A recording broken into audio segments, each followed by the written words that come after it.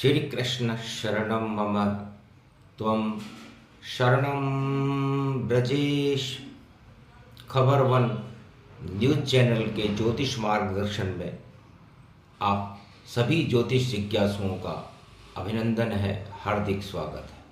हमारे इस लोकप्रिय कार्यक्रम को आप देख रहे हैं और ज्योतिष विद्या को सीख रहे हैं, ये गौरव की बात है। आज एक ऐसे सूत्र के बारे में वाणी गुरुजी आपका मार्गदर्शन करेंगे जिसे आपने पहले न कभी देखा होगा न सुना होगा। हमारे जीवन के प्रारब्ध कर्म जन्म जन्मांतरों के रहते हैं और ये जीव जन्म जन्मांतरों तक 84 लाख योनियों को भोगता हुआ इस मृत्युलोक में अनेक सप्तलोकों में भ्रमण करता रहता है। तो आप अपने जीवन में इस जन्म में कौन से शुभ कर्म लेकर के पैदा हुए हैं? क्या आपका कोई ग्रह कुंडली में वक्री है?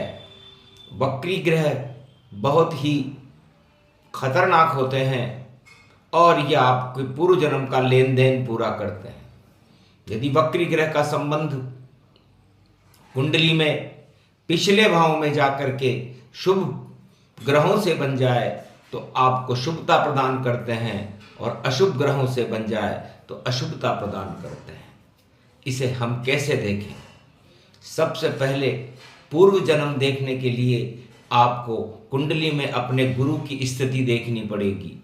मान लीजिए आपका गुरु कुंडली के अंदर कर्क राशि में उच्च का होकर के बैठा हुआ है,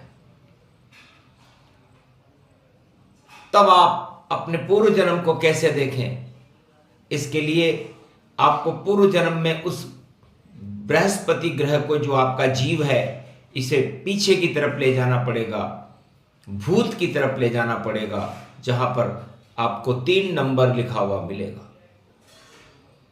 तो 3 नंबर, 7 नंबर और 11 नंबर, इन तीनों भावों के अंदर जहां पर आपकी कुंडली में 3 लिखा हुआ है, 7 लिखा हुआ है और 11 लिखा हुआ है, यदि वहां पर आपको राहु, केतु, शनि, मंगल मिलते हैं तो आपको अशुभ कर्मों का फल भोगना पड़ेगा। पूर्व जन्म में आप अशुभ कर्म करके आए हो।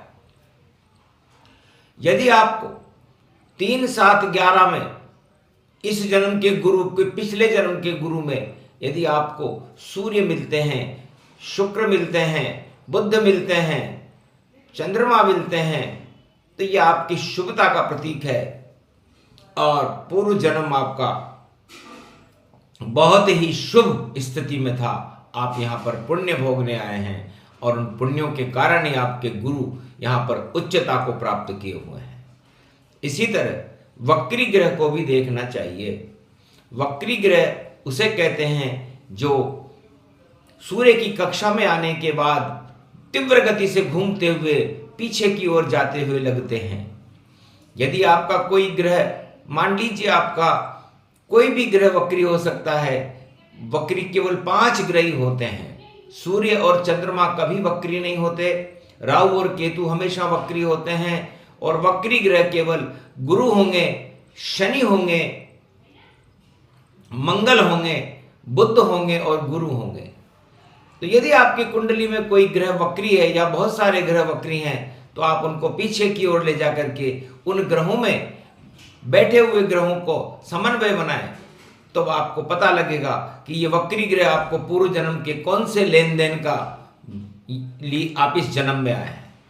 यदि आपके वक्री ग्रह अशुभ ग्रहों के साथ संपर्क कर लेते हैं पीछे ग्रह में जाकर, मान लीजिए आपका मेष राशि के अंदर मंगल वक्री है, तब आप मेष राशि का 12वां भाग 4, 8, 12 होता है। इस त्रिकोण में जाकर के देखें, ये मोक्ष चक्र है कि वहां पर कौन सा ग्रह आपके, मान लीजिए आपका जिस ग्रह को आप वक्री देख रहे हैं, मान लीजिए वो ग्रह मंगल है और 4, 8, 12 में जाकर के वह मंगल नीच का हो जाएगा और यदि वो मंगल राहु, केतु, शनि से संपर्क बना लेगा तो आपके जीवन इस जन्म में आपको काफी दुख उठाने पड़ेंगे। इसलिए वक्री ग्रह को समझना, पीछे के ग्रहों के संबंधों में जाकर के वो संबंध बनाता है और पूर्व जन्म में आपने जो कर्म अधूरे रह गए उन्हें पूरा करना पड़ता है।